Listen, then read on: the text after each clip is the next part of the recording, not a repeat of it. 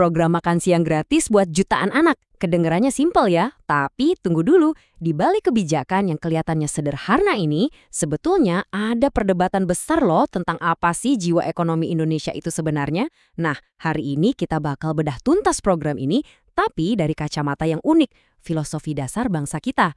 Oke, jadi begini rencananya. Pertama, kita bakal gali dulu akar filosofisnya, biar kita ngerti kenapanya. Terus, kita lihat langsung programnya kayak apa. Setelah itu, kita uji nih, cocok nggak sama nilai-nilai Pancasila. Kita timbang juga siapa yang untung, siapa yang bisa jadi buntung. Dan terakhir, kita akan sampai pada satu kesimpulan, plus kita lihat ada nggak sih alternatif lain yang lebih oke? Kalau mau ngerti kebijakan ekonomi di Indonesia, kita tuh nggak bisa langsung loncat ke angka sama grafik. Nggak bisa. Kita harus mulai dari jiwanya. Dari filosofi inti yang jadi pondasi cara bangsa ini melihat ekonomi. Semuanya berawal dari konsep ini nih, hakikat manusia Indonesia. Intinya apa? Gampangnya gini, manusia Indonesia itu dilihat bukan sebagai individu yang sendirian, kayak atom gitu. Tapi keberadaan kita baru lengkap dan punya makna kalau kita jadi bagian dari komunitas. Nah, dari pemahaman tadi, alurnya jadi kelihatan banget. Karena kita ini makhluk individu sekaligus sosial, secara alami muncullah dua nilai inti yang jadi tulang punggung masyarakat kita. Kekeluargaan dan gotong royong. Inilah DNA ekonomi kita. Oke, cukup teorinya. Sekarang kita lihat gimana filosofi tadi diterjemahkan ke dunia nyata. Studi kasus kita. Program makan bergizi gratis atau kita sebut aja MBG ya, biar gampang. Tujuan program ini kelihatannya simpel tapi sebetulnya ambisius banget, yaitu investasi buat masa depan bangsa lewat kesehatan anak-anak sekolah. Jadi ini bukan sekedar bagi-bagi makanan loh, ini adalah upaya buat ngejalanin amanat konstitusi, memajukan kesejahteraan umum dan mencerdaskan kehidupan bangsa. Nah, sampailah kita ke pertanyaan utamanya. Program ini sejalan nggak sih sama sistem ekonomi Pancasila atau SEP? Yuk kita bedah bareng-bareng. Coba deh kita resapi kutipan ini, karena ini adalah jantung dari sistem ekonomi Pancasila. Tujuan utamanya adalah kemakmuran masyarakat, bukan kemakmuran orang seorang. Jelas banget kan? Fokusnya itu kebersamaan. Slide ini nunjukin perbedaan yang mencolok banget antara dua cara pandang ekonomi. Di satu sisi ada ekonomi Pancasila, fokusnya kesejahteraan bersama. Di sisi lain, ekonomi individualistik yang ngejar kesejahteraan orang seorang.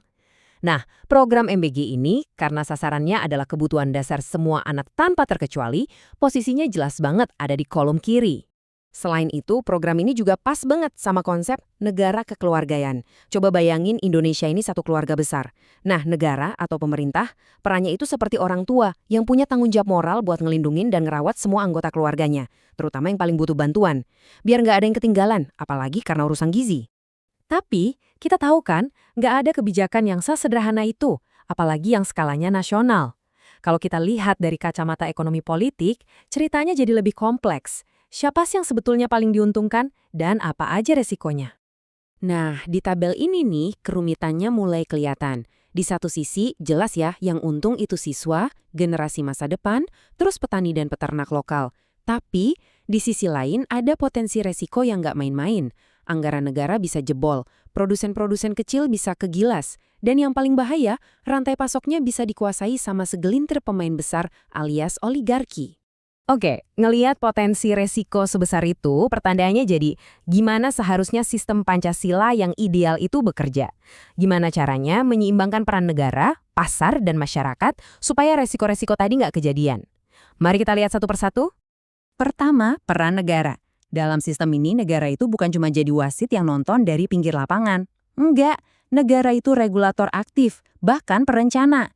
Dia pakai BUMN misalnya untuk mastiin pasokan dan harga itu stabil demi kepentingan publik. Kedua, konsep pasarnya. Ini bukan pasar bebas yang siapa kuat dia menang. Bukan. Ini namanya pasar berkeadilan. Sebuah arena di mana negara, koperasi, dan swasta itu bermitra, bekerja sama, tapi tetap di bawah pengawasan negara biar adil. Dan yang ketiga, ini yang paling penting, peran masyarakat. Masyarakat itu bukan objek, bukan cuma penerima bantuan. Lewat koperasi-koperasi desa, masyarakat justru jadi subjek, jadi pemasok utama dalam rantai produksi. Prinsipnya itu produksi oleh semua untuk semua. Kedengarannya ideal banget ya. Tapi, mari kita kembali ke realita. Muncul satu pertanyaan kritis. Apakah program yang sifatnya top-down atau dari atas ke bawah kayak gini beneran cara yang paling efektif buat mencapai tujuan ideal tadi?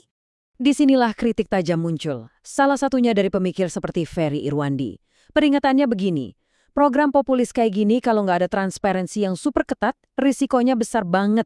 Bisa-bisa dibajak sama kepentingan segelintir elit ekonomi atau oligarki. Bukannya menolong rakyat, malah bisa memperburuk kemiskinan struktural. Jadi ngelola risiko ini jadi PR yang sangat besar.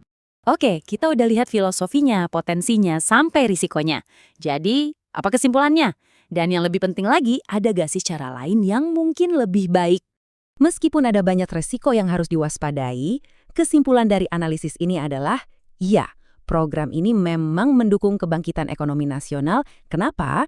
Karena dia berinvestasi langsung ke modal paling berharga, yaitu manusia, dan pada saat yang sama menciptakan pasar yang stabil dan luas buat petani lokal dan koperasi. Tapi, apakah ini satu-satunya jalan? Ternyata ada usulan alternatif, sebuah pendekatan yang disebut pemberdayaan sistemis.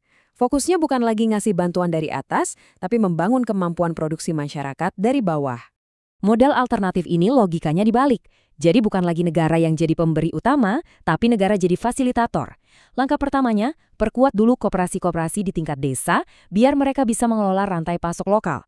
Langkah kedua, negara masuk sebagai penyedia model dan penjamin stabilitas, bukan pemain yang dominan. Nah dari situ, barulah bisa tercipta pasar berkeadilan yang sejati, di mana ekonomi benar-benar tumbuh dari akar rumput. Dan semua ini membawa kita pada satu pertanyaan penutup yang menurut saya sangat provokatif. Untuk kemakmuran bangsa dalam jangka panjang, jalan mana yang sebetulnya lebih baik? Apakah terus-menerus memberikan ikan atau fokus mengajari seluruh bangsa cara memancing bersama-sama?